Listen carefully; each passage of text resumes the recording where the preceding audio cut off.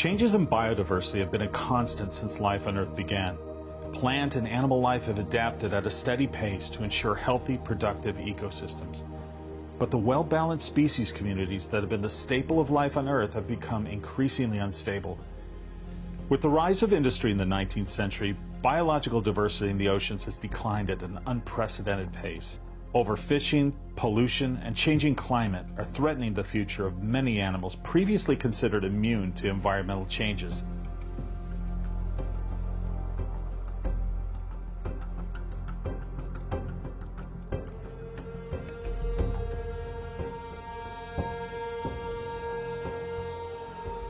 It begins with more science, more learning about our planet, because we really know very little about it, specifically what's under the surface behind me here. Every animal is important, and whether it's a grouper or a shark or a whale or a dolphin or a little tiny bait fish out here off the coast of California, everyone plays a vital role, and everything is related together, and we can't disassociate one from the other. And so it's the storytelling and tying in the life history of all these different animals that is the important thing to convey to the public.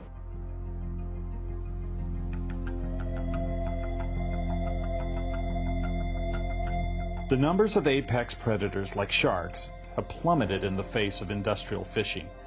Changes in habitat have driven ancient creatures like the turtle to the brink of extinction. Changing climate has had a dramatic impact on the production of microscopic marine organisms that represent the basic food source for all life in the ocean. Stopping the loss of marine and coastal biodiversity is critical to saving our ocean. As we throw off more carbon dioxide, so there's more atmospheric acid that gets dissolved in the ocean, and that acidity affects the growth of a lot of things like coral and shells of animals, and of course their whole life history is affected by a very, very small change in acidity, and so the consequences are very far-reaching, and it's a very serious issue. There are 7 species of sea turtles around the world, and all are either threatened or endangered. Sea turtles are in every ocean around the globe and travel the seas, using the currents to take them from ocean to ocean. This particular species is the green turtle, which was almost hunted to near extinction for its meat and shell. Their greatest enemy is man because their eggs are collected for food, and in many countries their skin is used for leather products. If you can imagine a net that's being pulled along the bottom about 100 feet wide, and they literally scrape the bottom of all sessile animals, that includes stuff that you're not targeting, and you leave behind a trail, a ribbon of destruction along the bottom, which will take years to recover, and then you're sorting out a part of that catch, and the vast majority of your catch is bycatch, which is discarded, often composed of juvenile species of many valuable fish and other important resources, just to take out, one part of that catch. I've seen documentaries and footage from Japan, from China, from Hong Kong, from Korea, where daily tens of thousands of sharks are landed, their fins are cut off, and it all goes to this market. How they imagine this to be a sustainable activity, I have no idea, because it's tradition. And how do you change a tradition? How do you culturally change a population to something else? Where environmental issues have come to the forefront for many of us, certainly in first world countries, and artists have played a very important role in conveying the beauty of the natural world, both on land and underwater, to the general public. And our art has become definitely far more relevant in the last 20 years than it ever was in the history of art.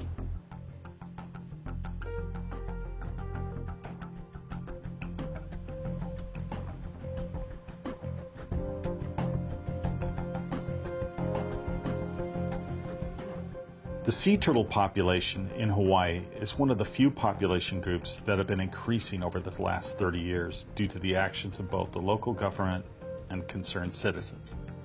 Luckily, public opinion can play a significant role and has been a key component in numerous recent conservation wins. Hopefully, by working together with the scientific community, While looking for opportunities to speak about these issues, we can build on recent successes and continue establishing protections for the ocean's vulnerable species and habitats. So I spent 27 years painting giant murals of endangered species, great whales and dolphins and sharks and various marine life.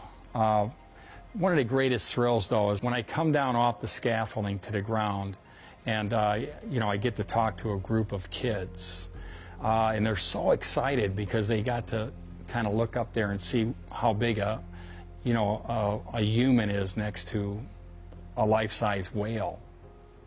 So one of the great things to see is when a kid kind of takes a paintbrush and makes an animal. You see a little light bulb go on, and they just start to glow. And once they use their creativity to engage an animal through the arts, it's very empowering. It may be the most powerful thing on earth. If they focus on it, then they become very passionate and excited about it, and that experience, I find, never leaves them. They take that through their journey, through their entire life.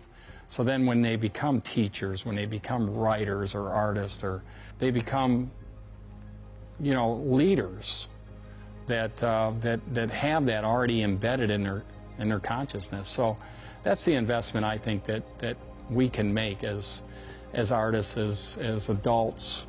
We can invest in our kids so that they look at the animals differently, not as a product, but a product of beauty that's worthy of us and our protection.